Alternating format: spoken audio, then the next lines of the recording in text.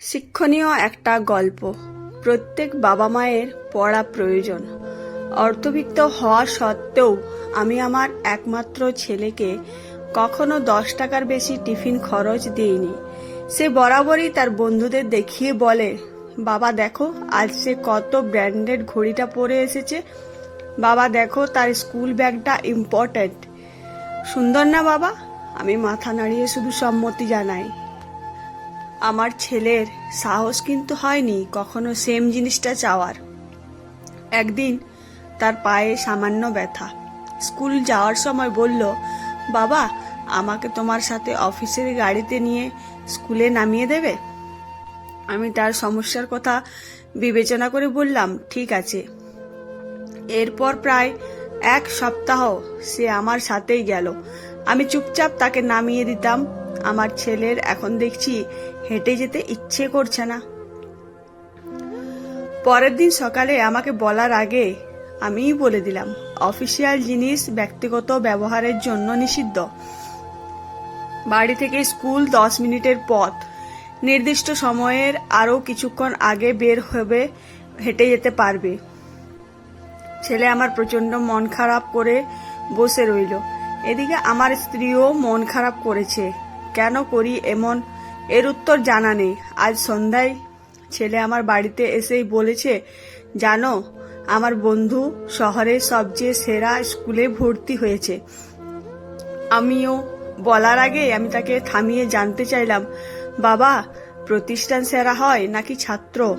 ধরো আমি তোমায় সে স্কুলে দিলাম, কিন্তু তুমি ফেল করলে কোনো সাবজেক্টে, তাহলে আমি কি বলবো, তুমি ফেল নাকি স্কুল? ছেলে বলল, বুঝেছি বাবা। আমি তার মাথায় হাত দিয়ে বললাম, এই পর্যন্ত তোমার ক্লাসের কোনো ছেলেই তোমাকে টপকে যেতে পারেনি, তুমিই ফার্স্ট বয়। সুতরাং তুমি যেখানে সেরাটা দেবে সেই স্থানই সেরা, তোমার মতো। এরপর সে আর এরকম কোনো কথা বলেনি।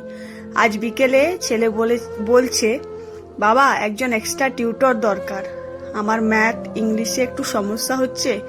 আমি ছেলেকে বললাম, বাবা একটু কষ্ট করতে হবে, আমি যখন রাত করে বাড়িতে ফিরবো 9টা কিংবা 10টায় আমার কাছেই তোমাকে ম্যাথ আর ইংলিশ করতে হবে। বাবা তুমি পরিশ্রম করে বাড়ি আসো, তাই না? আমি হেসে বললাম, না বাবা, আমার কাছে এত সামর্থ্য নেই তোমাকে এক্সট্রা টিউটর দেওয়ার, আমি বরং একটু কষ্ট করি, কি বলো? ছেলে আমাকে জড়িয়ে ধরে বলল, ঠিক আছে বাবা। স্ত্রী রাতের বেলা জিজ্ঞেস করলেন, তুমি এরকম 10টা টিউটর রাখতে পারো, কিন্তু কিন্তু আমি চাই আমার সন্তান বুঝুক আরাম করে কিছু পাওয়া যায় না। মানুষের জীবনে অভাব আসলে তা কিভাবে মোকাবিলা করতে হয় সে বুঝুক, সেও শিখুক। কোনো কিছুই মন্দ নয়, সে বুঝুক। আমার স্ত্রী চুপ হয়ে গেলেন। মাঝে মাঝে আমার ছেলেকে নিয়ে আমি ফুটপাতে হাঁটি, পথশিশু থেকে শুরু করে বিভিন্ন মানুষের সম্পর্কে জানাই। সে জানুক পৃথিবী শুধু চিন্তায় সুন্দর, বাস্তবে খুব কঠিন।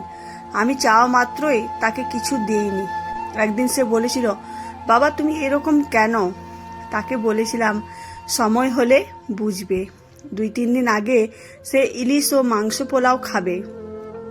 তাকে বললাম, টাকা তো কম, তোমার কাছে কিছু আছে? থাকলে ইলিশ আনা যাবে। ছেলে আমার 50টি 10 টাকার নোট বের করে দিল। আমি অবাক হয়ে বললাম, তুমি খরচ করনি? সে মুচকি হাসি দিয়ে বলল, না বাবা, জমিয়েছি। আমার পরিচিত এক বন্ধু স্কুলে না খেয়েই আসে, কোনো টাকাও নেই তার কাছে। আসলে সে খুব অসহায় বাবা। আমি মাঝে তাকে ক্ষুধার্ত দেখে বুঝতে পারি, সেদিনই তার সাথে খাই, কারণ সে না করে না। অন্যান্য দিনগুলো টাকা খরচ করি না, জমিয়ে রাখি, কারণ বাড়ি থেকে মা যা দেয় তা তো যথেষ্ট, কারণ কিছু মানুষ সামান্যটুকুও পায় না। আমি ছেলের দিকে তাকিয়ে আছি। সেই গুছানো টাকা নিয়ে আরও টাকা মিলিয়ে ইলিশ এনে ছেলেকে ইলিশ মাংস পোলাও খাওয়ালাম, ইচ্ছে করেই অভাব অনুভব করায়, যাতে সে বুঝুক জীবনটা কঠিন, অনেক কঠিন। পুজোর বাজারে গিয়ে তাকে বলেছি সাধ্যের মধ্যে নিতে। সে একটা প্যান্ট নিয়েছে শুধু, জানতে চাইলে বলে তোমার জন্য পাঞ্জাবি আর মায়ের জন্য শাড়ি নিয়েছি। আমি হাসলাম। সে বুঝতে শিখেছে টাকা কিভাবে খরচ করতে হয়।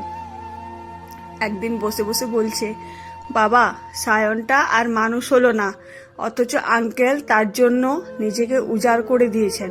যা চেয়েছে সে তার সবটাই তাকে দিয়েছেন। আমি ছেলেকে বললাম, আমি কি তোমাকে কিছু দিতে পারিনি? ছেলে আমার কোলে মাথা রেখে বলল, প্রতিটা চাহিদা পূরণ করে শিখিয়েছ, অভাবে যেন স্বভাব নষ্ট না হয়। তুমি জীবনের যে শিক্ষা দিয়েছো বাবা, তা সব কিছুর ঊর্ধ্বে। তুমি শিখিয়েছ অভাবকে কিভাবে ভালোবাসতে হয়। আমি এখনো জানি আমার বাবার আমি ছাড়া কিছু নাই, বাকিটা আমাকে করে নিতে হবে, সব কিছু ইউটিলাইজ করতে হবে। আমি সাধারণ জামা কাপড়েও হীনমন্যতায় ভুগি না বাবা, কারণ আমি জানি আমি কে। তোমার দেয়া শিক্ষা আমি সারা জীবন ধরে রাখবো বাবা। চাওয়া মাত্রই পেয়ে গেলে আমি কখনো জানতামই না 50 দিন না খেয়ে টিফিন মানি জমালে 500 টাকা জমা হয়। তুমি আছো বলেই সম্ভব। আমি মানুষকে মানুষের চোখে দেখি, আমি বুঝি জীবন কত কঠিন। আমার স্ত্রী নিজের থেকে আজ খুব খুশি, বুঝতে পেরেছেন আমার উদ্দেশ্যটা। প্রায় 10 বছর পর ছেলে প্রাইভেট কার কিনেছে নিজের রোজগারে।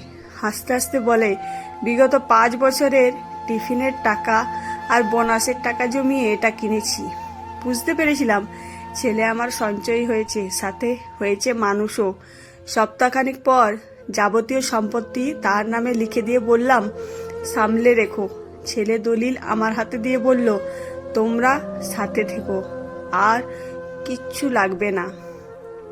আজ তাকে বুকে জড়িয়ে ধরে আমার স্ত্রী নীলিমাকে বললাম, দেখেছো আমি ভুল করিনি। আমি আমার সন্তানকে মানুষ করতে গিয়ে জীবনের শ্রেষ্ঠ শিক্ষাটাই দিয়েছি, যেমনটা আমার বাবা দিয়েছিলেন আমাকে। আমি অভাবে সন্তানকে লজ্জিত হওয়া নয়, বরং দৃঢ় থাকতে শিখিয়েছি। কেমন হলো আশা করি কমেন্ট করে জানাবেন, আর শেয়ার করতে ভুলবেন না।